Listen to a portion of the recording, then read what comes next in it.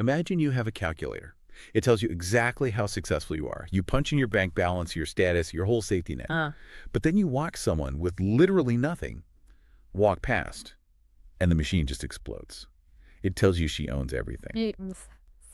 Today in Timely Word, we're looking at why our definition of net worth is basically a glitch, and how a terrifying monster and a widow's two tiny coins are the only way to fix the math. It really is a glitch in our human operating system. We are just wired to think more is better. That safety comes from control. Totally. But this scene in Mark 12, it just flips the whole board, and Jesus is sitting right there watching the treasury.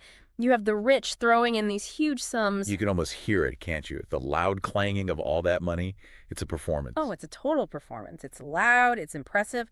But then this poor widow comes in. And what she does is the opposite of a performance. The exact opposite. She drops in 2 lepta. A lepton, in the Greek, I mean. It's the smallest coin that existed. It's like a tiny flake of brass. It would barely make a sound. Barely a whisper. Mathematically, it's a rounding error. But Jesus, he stops everything. He says she gave more than all. Okay, but is he just being sentimental here? You know, it's the thought that counts. Because it sounds like he's actually being an auditor. That's precisely it. This isn't sentiment. It's a hard accounting fact for him. The rich gave out of their surplus. The Greek word is perisseuo. It's what they didn't need. They kept their security blanket. They kept it intact. The widow gave her whole living. The text implies she gave up her entire safety net. She was shifting her reliance from cash to God in that one moment. That's terrifying. That level of exposure. We want the opposite, right? We want to be like the scribes mentioned right before this, with the chief seats and the long robes. We want control. And that desire for control is exactly what gets just dismantled in Job 40. If Mark is about the micro, the 2 little coins, Job 40 is the macro. It's the behemoth. I love this section. It's so wild. Job is asking God for an explanation for his suffering, and God's answer is to point to a monster. Yeah. He describes the behemoth. Its bones are tubes of bronze, its limbs like bars of iron. And it's this weird mix, right? It eats grass like an ox, but it's this incredibly powerful thing. The text says it doesn't even tremble if the Jordan River rushes against its mouth. It's just raw, unmanageable power. Right. And so the conventional wisdom is if I can control my environment, I'm safe. But God is showing Job this thing that he absolutely cannot control. And then he asks him, right, can you snare him? Exactly. And the psychological shift there is just massive.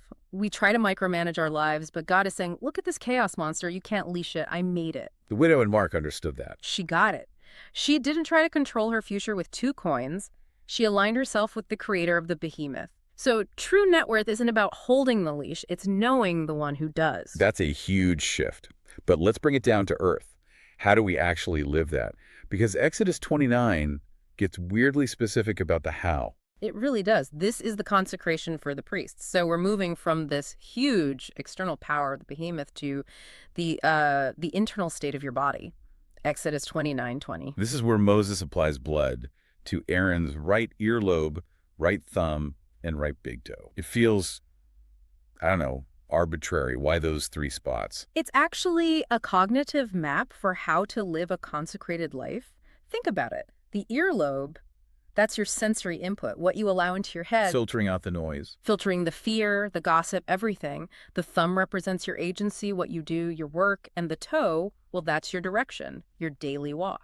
So it's a total lockdown. You're marking your input, your output, and your direction as property of God. Exactly. And unlike the scribes whose robes were for external validation, this is a private mark. It's saying my hearing, my doing, my walking, they're all filtered through my covenant with God. The widow lived there. Her ear wasn't listening to the economy. It was listening to God. But there's a trap, isn't there? We see it all the time, using spiritual practices just to feel good. And Exodus 30 seems to address that head on.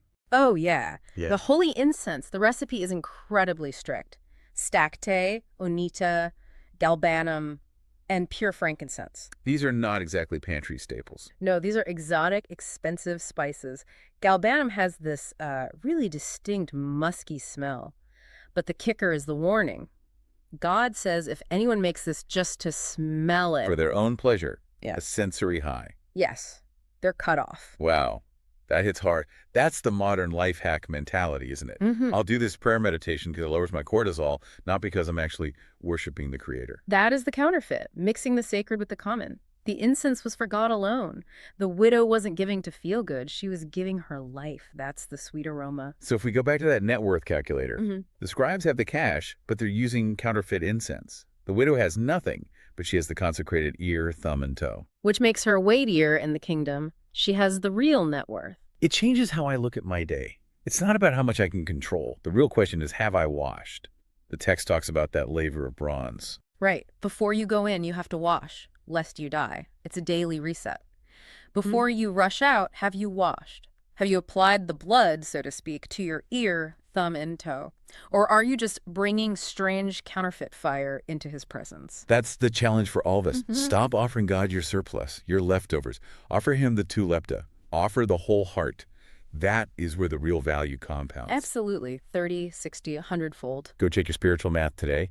We'll see you on the next Timely Word.